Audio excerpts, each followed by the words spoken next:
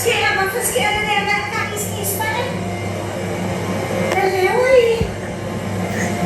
Altså, hvad laver I?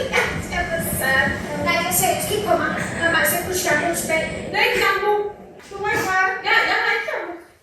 Brian, man må ikke kunne shoppe et spejl. Men nu skal jeg have bad. Så hvis du lige... Skal I lave noget, siger vi kæresten? Helt ærligt. Brian og jeg er ikke kærester.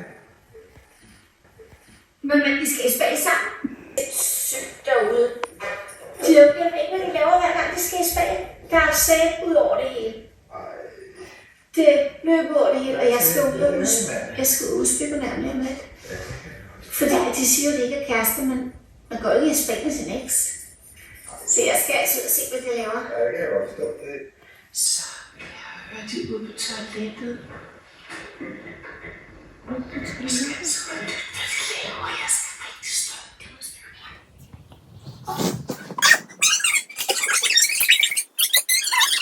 Lås? Det er låser døren, nej. Det er husreglerne, man låser ikke døren, så hun skal på toilettet. Ja. Og så, man låser ikke døren. Du skal ikke komme ud, når de skifter til badetøj. Nej, men man Du låser har været i kaffen en gang, hvor Man låser ikke. Jeg har også ikke din snums. lige fra. Thomas.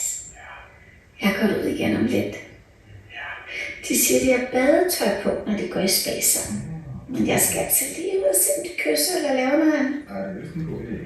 Jeg kommer lidt for det. Ja. Men det er virkelig hyggeligt med husene her. Synes du ikke, de her huse er sindssygt hyggeligt, Thomas? Okay. Virkelig. Støjen er lidt løgn.